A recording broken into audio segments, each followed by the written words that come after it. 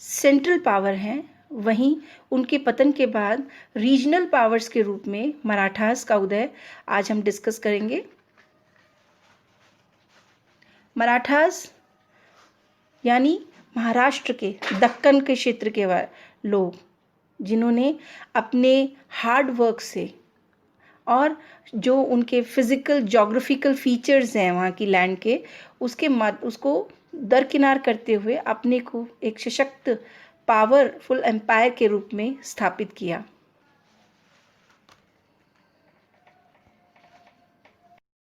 Hello students, आज हम लोग मराठा एडमिनिस्ट्रेशन को डिस्कस करेंगे।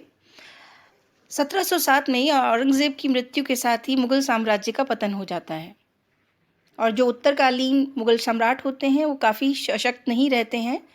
उनकी वीक पोजीशंस के कारण और 1857 तक आते आते पूर्ण रूप से मुगल साम्राज्य का अंत हो जाता है।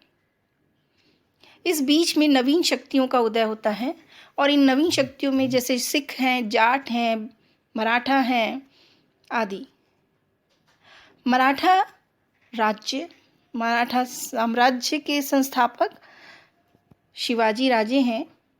शिवाजी जो एक हिंदू धर्म के पोषक भी हैं, रक्षक भी हैं, स्वतंत्र राज्य की स्थापना करने की कामना है उनके मन में।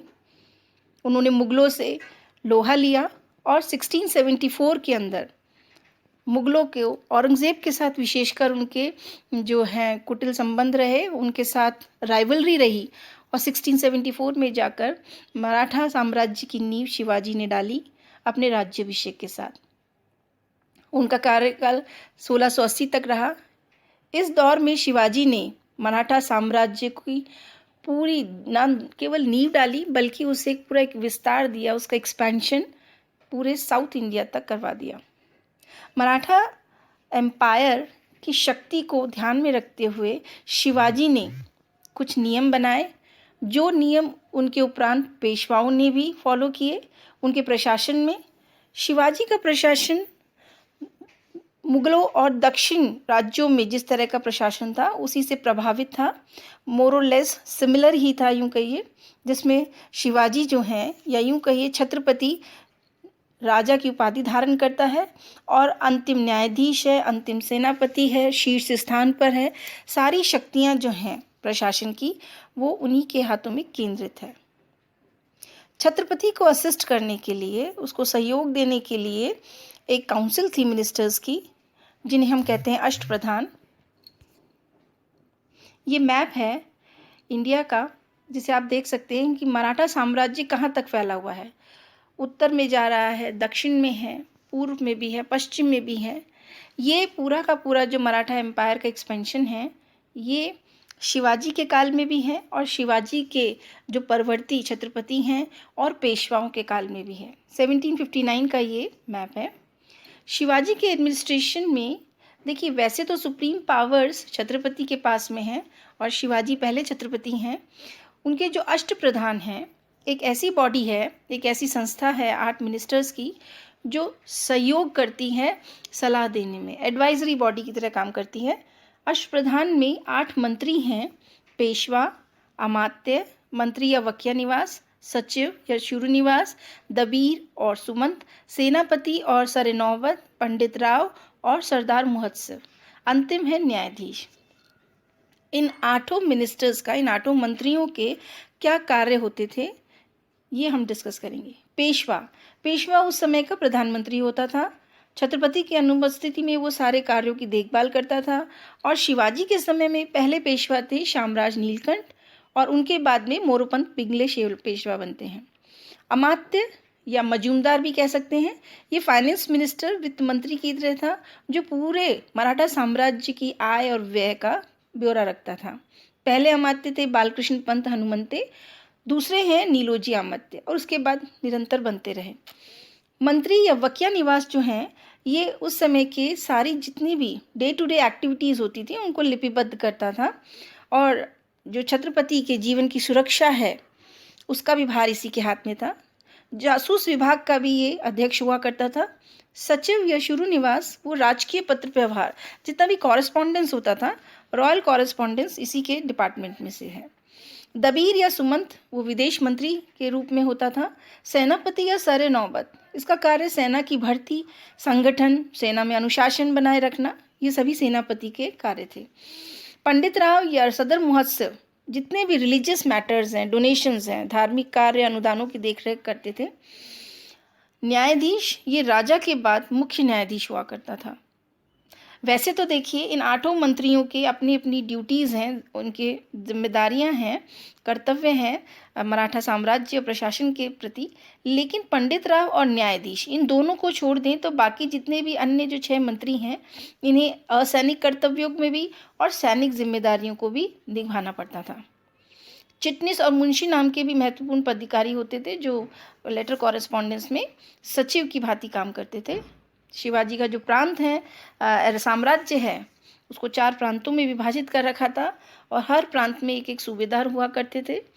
प्रांत आगे जाके परगनों में, फिर तालुकों में और फिर अंतिम जो यूनिट है, लास्ट यूनिट, गांव हुआ करते थे। परगनों के प्रमुख मामलादार होते थे। स्वराज्य प्रदेश का प्रशासन सीधा शिवाजी के अधीन हुआ करता था। इस तरह की व्यवस्था रख रखी थी। रेवेन्यू एडमिनिस्ट्रेशन, उस समय का राजस्व जो प्रशासन है वो किस प्रकार का था। देखिए शिवाजी जो हैं राजस्व व्यवस्था पे पूरी नज़र रखे हुए रहते थे और उनकी राजस्व व्यवस्था जो मलिक अंबर हैं अहमदनगर के, उनकी रैयतवाड़ी व्यवस्था पर आधारित थी, जिसमें सीधा संपर्क किसानों से होता था। रैयत मतलब होता है किसान।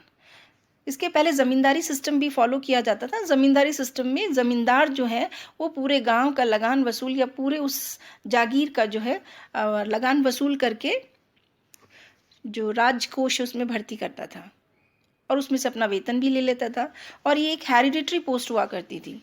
लेकिन शिवाजी ने इस प्रथा को अबॉलिश किया, छोड़ दिया और रैयतवाड़ी व्यवस्था को अपनाया ताकि किसानों को, वो किसानों से बहुत प्रेम करते थे, किसानों को पूरा बेनिफिट मिल सके इस चीज़ के लिए। शिवाजी ने पूरी लैंड का पैमाइश भी करी, मेजरमेंट करवाया, सर्वे करवाए, उनका उसके आधार पर भूमि का जो लगान है वो तय किया जाता था। भूमि को ठेके पे देने की प्रथा त्याग दी गई थी।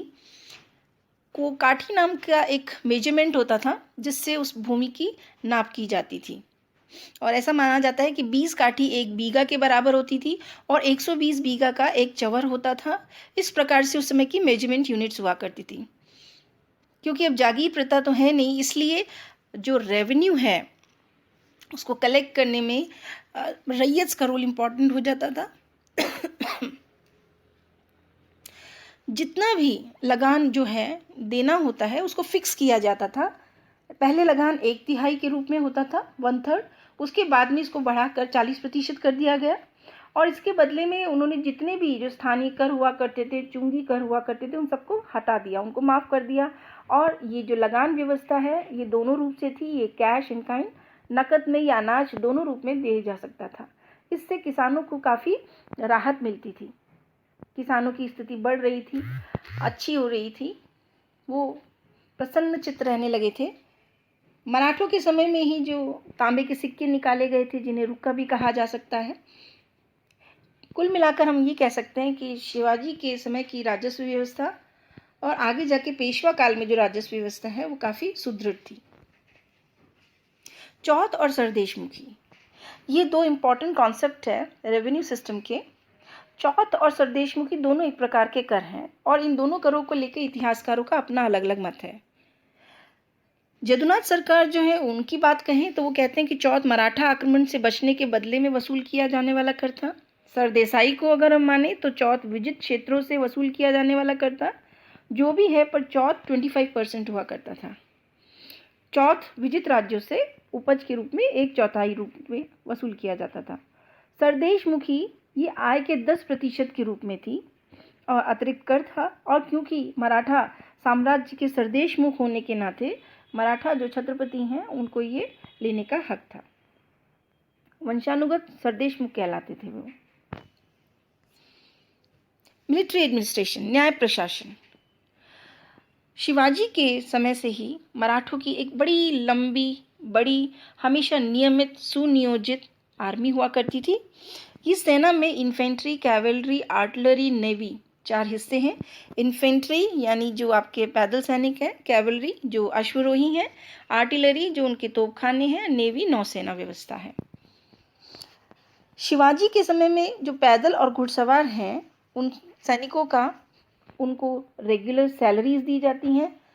रेगुलर सैलरीज के साथ साथ उनमें जो रिक्रूटमेंट्स होते हैं, जो नियुक्तियां होती हैं, वो नियुक्तियां सभी मेरिट के आधार पर की जाती थी।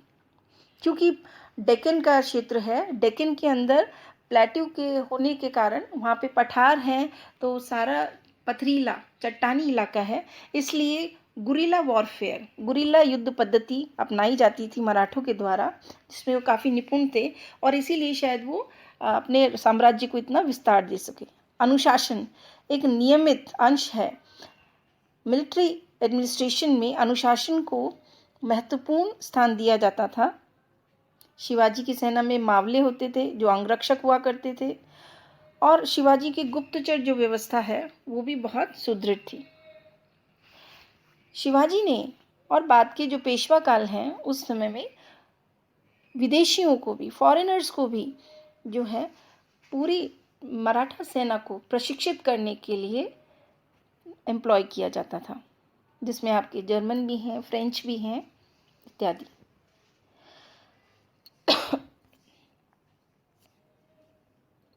कैवलरी जो घुड़सवार हैं 2 प्रकार के हैं, बारगीर्स और सिलेदार्स।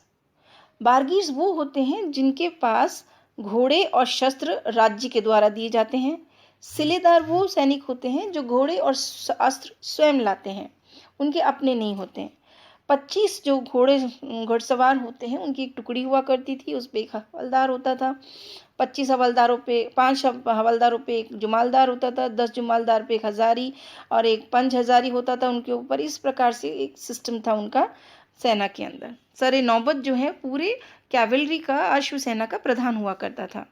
शिवाजी ने मुस्लिमों को भी सेना में भर्ती किया है और इस तरह से उनका ये सारा सैनिक व्यवस्था थी। अगर बात करें उनके पैदल सैनिकों की, इन्फेंट्री की, तो इन्फेंट्री में भी सबसे ऊपर एक नायक है, फिर उसके ऊपर हवलदार, 5 नायकों पे एक हवलदार है, उसके बाद 2-3 हवलदारों पे एक जुमालदार है, 10 जुमालदार पे एक हजारी है, उस पे 5 हजारी, इस प्रकार की व्यवस्था थी। तो हम कह सकते हैं कि उनका जो सैनिक प्रशासन है वो काफ़ी मजबूत था और उसके बल पर मराठा साम्राज्य, क्योंकि मराठों का एक ही उद्देश्य रहता था, वो जहाँ से जाते थे उस राज्य को विजित करते जाते थे और वहाँ से कर उगाया करते थे, धन लेते थे। तो इस प्रकार से मराठा साम्राज्य अपनी सशक्त सेना के बलबूते पर अपने साम्राज्य को फलीभूत कर सकी। न्याय व्यवस्था, जुडिशियल सिस्टम जो है उस पर ज़्यादा जोर नहीं दिया गया, किसी प्रकार के सेट कानून नहीं बनाए गए हैं, कोई एक सेट तकनीक नहीं थी जिनको माध्यम से ही जो सुनवाई की जा सके। बहुत सरल सिंपल तरीके के हुआ करते थे कानून और इसमें जो सिविल और क्रिमिनल दोनों प्रकार के जो केस हैं वो उनकी सुनवाई की जाती थी। गांवों में अगर कोई सिविल केस है तो उनके ऊपर पंचायत का निर्णय दिया जाता था, पंचायत में पंच परमेश्वर माने जाया करते थे। और अगर क्रिमिनल केसेस हैं तो गांव में पहले पटेल, फिर अगर डिस्ट्रिक्ट लेवल पे देखेंगे तो मामलातदार है, उन पे सर सूबेदार है, फिर पेशवा है। और वैसे जो न्यायाधीश है, अंतिम न्यायाधीश जिसके हाथ में सारी पावर्स हैं जुडिशरी की, वो छत्रपति हुआ करता था। छत्रपति के हाथ में जुडिशरी, मिलिट्री, एडमिनिस्ट्रेटिव, सभी प्रकार के रेवेन्यू, सारे पावर्स उन्हीं के हाथ में कॉन्सेंट्रेट रहते थे। कानून, कोई लिखित कानून नहीं है इस तरह का कि इसी कानून के होगा, इसलिए जो कानून न्यायालयों में यहाँ पे प्रचलित था वो स्मृतियाँ, जो भारतीय जो कानून है, जो हिंदू धर्म में इतने समय से पुरातन काल से चला आ रहा था, हिंदू स्मृतियों के आधार पर ही न्याय व्यवस्था चल रही थी। कोई कोडिफाइड लॉ नहीं थे उनके, है ना। और फाइनल कोर्ट ऑफ अपील भी है उनके पास और वो हाजिर मजलिम कहा जाता था, जहाँ पे न्यायाधीश बैठा करता था।